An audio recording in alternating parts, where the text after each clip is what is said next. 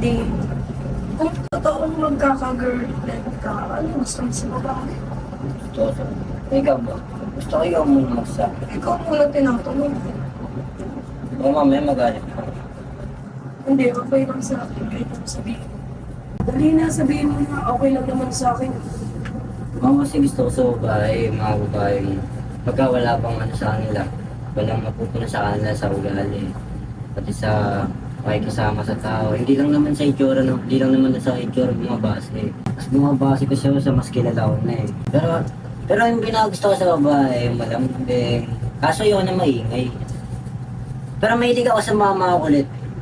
Kaso ayoko na ayoko nang wala lagi sa timing. Yun lang. Di, yung ano mo, ano. Okay. Ba't ako lang nagsasabi ka ba? Kung totoo may boyfriend ka, anong gusto mo sa boyfriend? Ako naman siguro, di, yung gusto ko lang naman sa lalaki, yung walang toyo, hindi tinutopak, tapos marespeto sa babae, gentleman, ayun. Nakikita ko sarili ko sa reflection rin. Lahat ng tinutukoy ko. Pag sarili mo, lagi ka nga may topak eh. Ikaw yun eh. Bakit ako? Ikaw kaya yun? Kaya mo lagi mo lang